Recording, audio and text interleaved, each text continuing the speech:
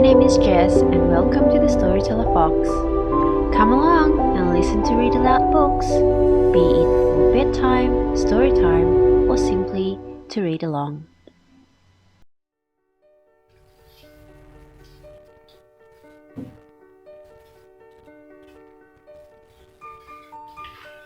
Hello and welcome to the Storyteller channel.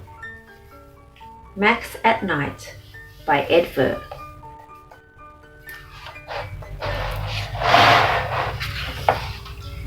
Max at Night by Ed Ver.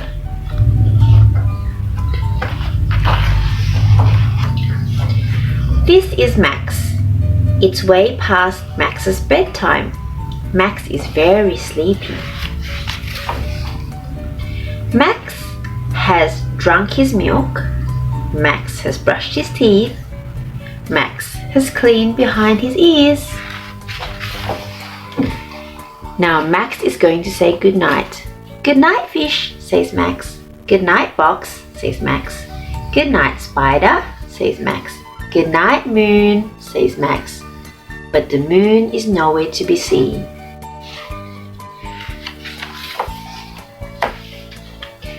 Moon, moon, where are you, moon, says Max. Maybe I'll see moon from outside. Max steps out in the starlit night. Good night, night, says Max. Have you seen moon? But the night is dark and quiet.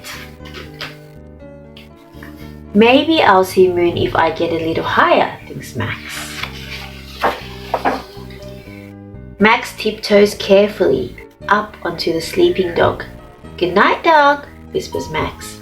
Have you seen moon? But the sleeping dog is sleeping. Maybe I'll see moon if I get a little higher, thinks Max. Max climbs up a tall tree and creeps out along a branch. Good night, tree, says Max. Do you know where I can find moon? But the tall tree only rustles in the breeze. Max climbs even higher, up amongst the rooftops. Good night, rooftops, says Max. Have you seen moon?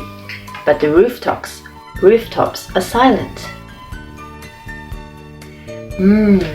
Maybe if I get much higher, thinks Max. Maybe from the tallest building. Max climbs up and up and up. Good night, tallest building, says Max. Can you see moon? But the tallest building says nothing. Oh moon, where are you, moon, says Max. Max is very tired, but he climbs up even higher to the highest of the high hills, where the wind blows cold and strong. Good night, hill, says Max. Please tell me, have you seen moon? But the highest of the high hills just whistles in the wind. Max had had enough. Moon, where are you? Up on the highest of the high hills, the wind hears Max and blows and blows and blows the clouds away. And then, full and brilliant in the night sky, moon. Good night, Max, whispers Moon, and thank you very much for coming. Good night, Moon, yawns Max. It's been a long night. Now I can go to bed.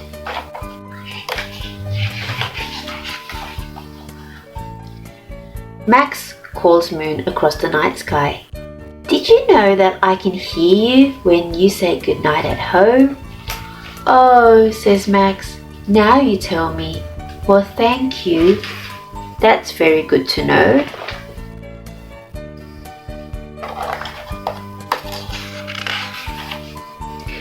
Max is tired and happy. He walks back along the rooftops and clambers down the tall tree. Max creeps carefully over the sleeping dog and very sleepy, he climbs the stairs to bed. Sleep tight, Max, says Moon. But Max doesn't hear. Max is snoring, snoring, snoring, fast asleep. The end.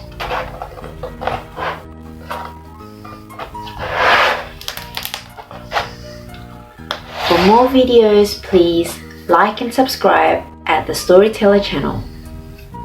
See you later. Bye. Hello and welcome to the Storyteller channel.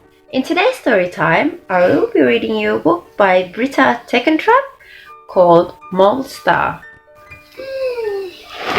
Mole Star by Britta Teckentrup.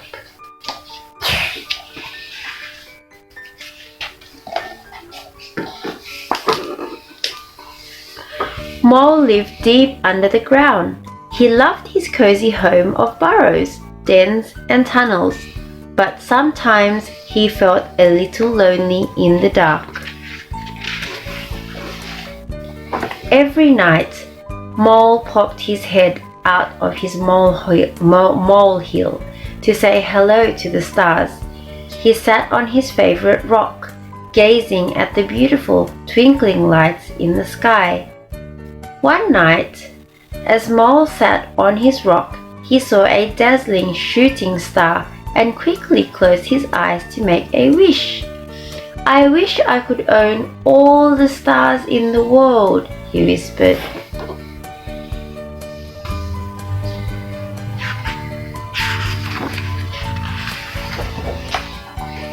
When Mole opened his eyes, he couldn't believe what he saw. There were ladders all around him, leading up into the sky.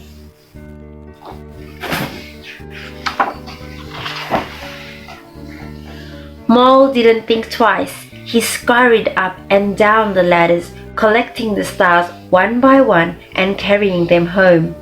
That night, his burrow was full of shimmering starlight.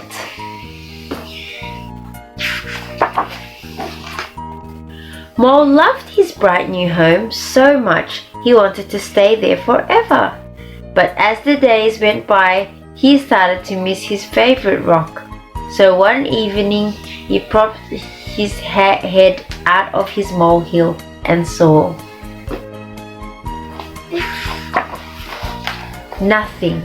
The sky was dark.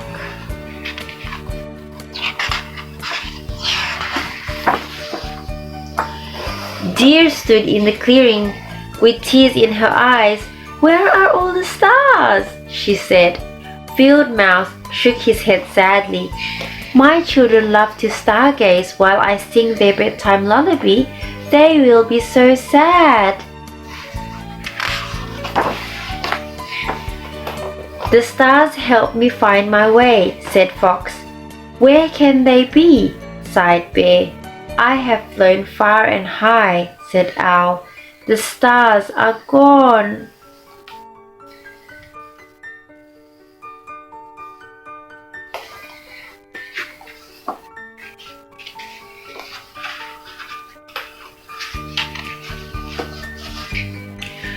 Mole felt terrible. He didn't know the other animals loved the stars as much as he did. He scurried into the trees, hiding himself away.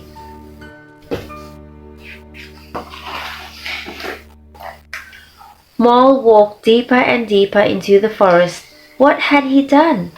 Then Mole saw something glinting through the trees. A star lay in a puddle. Its light faded and dull. Could it be his special shooting star? Mole bent close. "Oh, how I wish I had never taken the stars," he whispered. The star began to twinkle.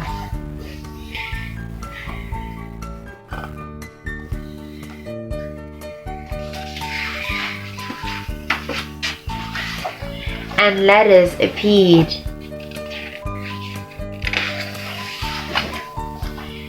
Mole didn't think twice. He rushed back to the clearing, the star lighting his way.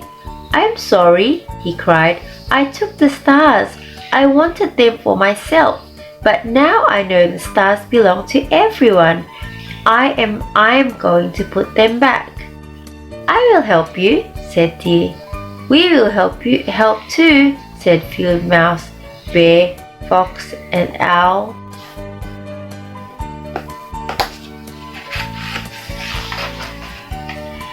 The animals worked all through the night. One by one, they put each star back to where they belong.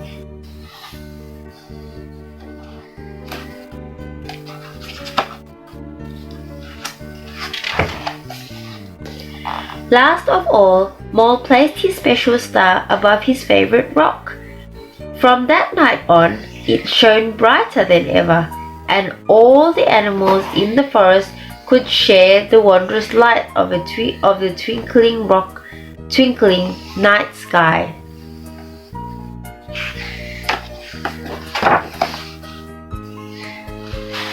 I hope you've enjoyed the story. For more exciting stories, please remember to like and subscribe at the Storyteller channel. Bye for now.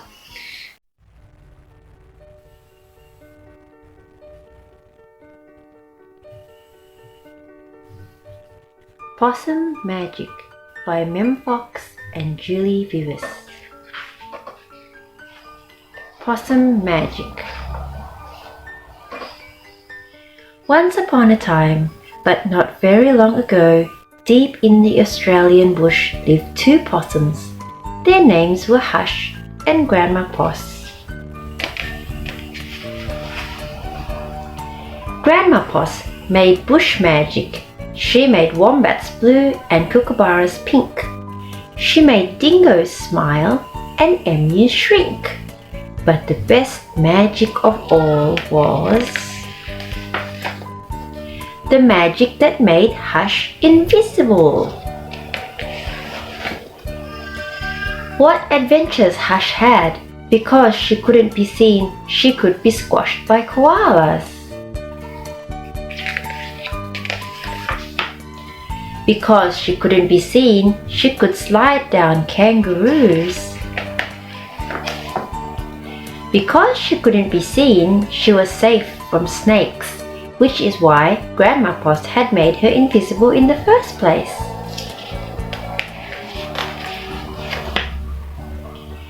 But one day, quite unexpectedly, Hush said, "Grandma, I want to know what I look like.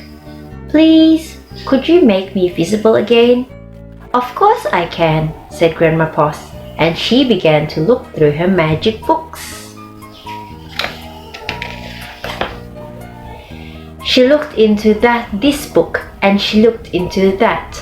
There was magic for thin, and magic for fat, and magic for tall, and magic for small. But the magic she was looking for wasn't there at all.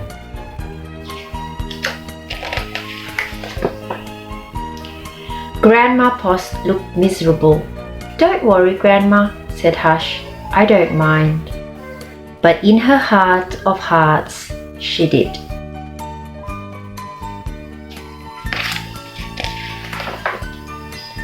All night long, Grandma Poss thought and thought. The next morning, just before breakfast, she shouted, "It's something to do with food. People food, not possum food. But I can't remember what. We'll just have to try and find it." So later that day, they left the bush where they'd always been to find what it was that would make Hush be seen. They ate Anzac biscuits in Adelaide, Mornay and Minties in Melbourne, steak and salad in Sydney, and pumpkin scones in Brisbane. Hush remained invisible. "Don't lose heart," said Grandma Poss. "Let's see what we can find in Darwin."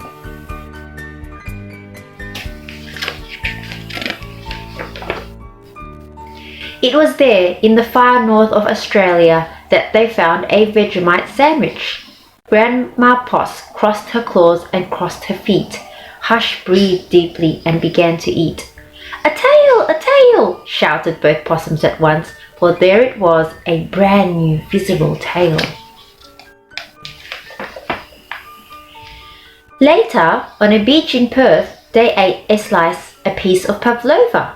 Hush's legs appeared, so did her body. You look wonderful, you precious possum, said Grandma Poss. Next stop, Tasmania, and over the sea they went.